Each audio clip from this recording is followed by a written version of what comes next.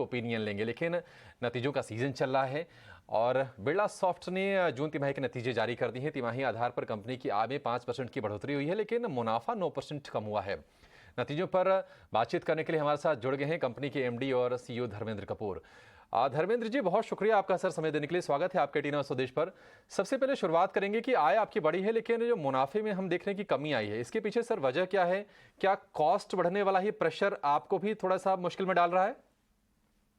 हाँ जी, major Abhishek, the major challenge is कि कॉस्ट ऑफ रिसोर्सेज बढ़ गया।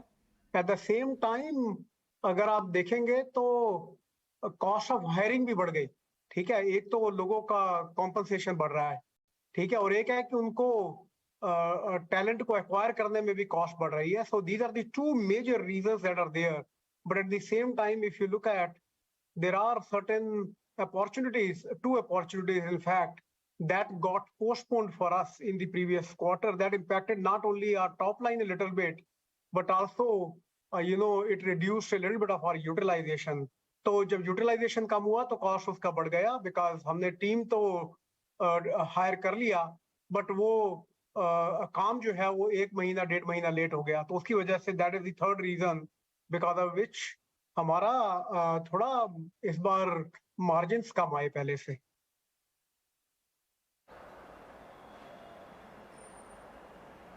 ओके, तो ये जो डिले हो रहा है जिसके बारे में आप बात कर रहे हैं कुछ प्रोजेक्ट्स के, क्या हम एक्सपेक्ट करें कि Q2 में वो रेवेन्यू फिर फ्लो होना स्टार्ट होंगे और Q2 में फिर इसका फायदा मिलेगा, एक स्ट्रॉन्गर ग्रोथ नजर आएगी? एंगेजमेंट ऑलरेडी स्टार्ट हो गई है, दूसरी अभी स्टार्ट होनी है, तो यस, उसका एडवांटेज Q2 में आ जाएगा। सर, एक और चीज आपसे समझना चाहेंगे, जो डील की जो पाइपलाइन है वो अभी किस तरह की है? आगे आप इसमें किस तरह के ग्रोथ देख रहे हैं? और क्या जो अभी यूरोप में जो चैलेंजेस चल रहे थे रूस और यूक्रेन की वॉर के चलते, क्या वहां से थोड़े रिलीफ के संकेत अब आपको आ रहे हैं? तो डी पाइपलाइन देखा जाए तो it is better than before. हमारा when we exited previous year तो हमारा डील पाइपलाइन 1.3 बिलियन डॉलर था, आज की डेट में 1.7 बिलियन डॉलर है। तो डील पाइपलाइन को देख के नहीं लगता कि स्लो डाउन है, बट ऑफ कोर्स काफी सारी रिपोर्ट्स आ रही हैं विच आर इंडिकेटिंग कि रिसेशन आने वाला है, यूरोप में प्रेशर है, चैलेंजेस हैं। तो यस, वो रिपोर्ट्स आ रही हैं, बट अभी तक हम ये कहें कि अभी हमें उसका असर दिखाई देने लगा, नहीं, ऐसी बात नहीं है। We are doing well with our pipeline so far. बाकी मुझे लगता है कि Q3 के अंदर this will be more clearer for IT industry, क्योंकि हमारे क्लाइंट्स जो हैं उनका बजट हमारे Q3 जो कि उनका Q4 होता है उसमें बनता है, अक्टूबर नवंबर दिसंबर में। तब पता लगेगा कि अगर बजट कम हो रहे हैं नहीं हो रहे हैं, क्योंकि अगर ऑर्गेनाइजेशंस आईटी का बजट एक बार डिसाइड कर देती हैं और प्रोजेक्ट स्टार्ट हो जाता है तो जल्दी उस प्रोजेक्ट को रोकते नहीं है, इसलिए अभी तक हमें स्लो डाउन नहीं दिख रहा। बट अगला क्वार्टर जो होगा वो केयरफुल रहना पड़ेगा, हमें देखना पड़ेगा कि बजट कैसे डेवलप हो रहे हैं। अगर बजट में स्लो डाउन आता है देन दैट मीन्स कि हमारे अगले 2-3 क्वार्टर में स्लो डाउन आ सकता है, जनवरी से अगले 1-2 क्वार्टर में। बट अगर उसमें बजट में स्लो डाउन नहीं आता then I think IT sector should be okay, IT services sector should be okay.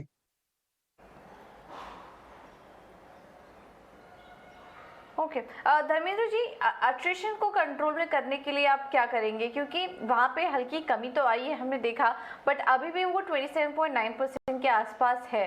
तो क्या कुछ स्टेप्स आप लेंगे, कुछ स्ट्रैटेजी आपकी इसमें कमी लाने के लिए, इसको कंट्रोल करने के लिए? बिल्कुल, एब्सोल्युटली। हमने ऑलरेडी इस क्वार्टर के अंदर Q1 के अंदर कुछ स्टेप लिए थे, उसका रिजल्ट आप देख रहे हैं कि हमारा एट्रिशन थोड़ा कम हुआ है।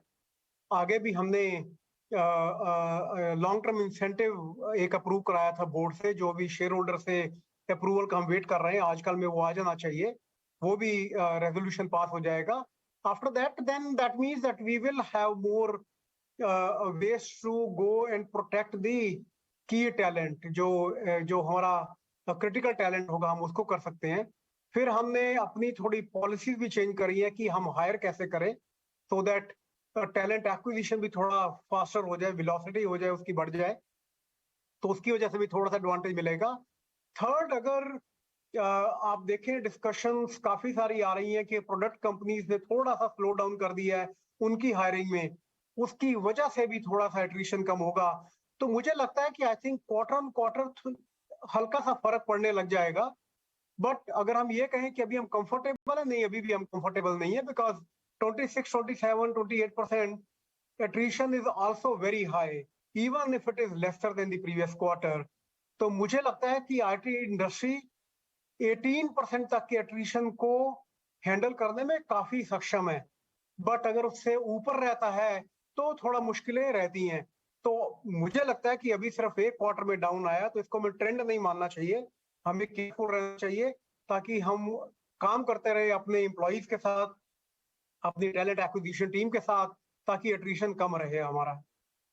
ठीक है कपूर साहब, एक और सवाल आपसे जानना चाहेंगे आखिर में कि FY23 के लिए आपका बताइए क्या आउटलुक क्या है। अगर हम डॉलर रेवेन्यू टर्म्स की अगर बात करें, अगर हम एबिटा के फ्रंट की बात करें, तो किस तरह की ग्रोथ की आप उम्मीद कर रहे हैं, और क्या आपको लगता है कि FY22 के जो आंकड़े आपने जो शेयर किए उसको आप सरपास करेंगे आगे जाते हुए? तो जो मुझे लगता है वो ये है कि अभी it is very difficult to say anything, क्योंकि हर कोई वेट कर रहा है कि Q3 में क्या होगा। ठीक है, तो अगर अभी हम गाइडेंस दें कि पूरे साल का क्या होगा, तो अभी तो सिचुएशन हर वीक में चेंज हो रही है, क्योंकि कई रिपोर्ट्स आती हैं वो बोलती हैं कि recession is just round corner, कुछ रिपोर्ट्स आती हैं कि अभी प्रोबेबिलिटी सिर्फ 50% है, रिसेशन होने की कम हो गई है पहले से प्रोबेबिलिटी। तो I hope that the positive news comes and हम वो गाइडेंस मीट कर पाए जो हमने शुरू में बोला था, जो जबकि बिरला सॉफ्ट गाइडेंस नहीं देता, बट मैंने देखा है कि ऑलरेडी गाइडेंस के ऊपर एवरीबॉडी इज सेइंग कि we have to wait and watch. हमारे क्लाइंट भी यही बोल रहे हैं that we have to be cautious. तो मुझे नहीं लगता कि अभी हमें एकदम से गाइडेंस अप या डाउन कहीं भी देनी चाहिए, क्योंकि अगले 2 महीने या अगले कुछ वीक जो हैं वो क्रिटिकल हैं। कैसे उनका बजट डेवलप होता है उसके ऊपर डिपेंड करता है।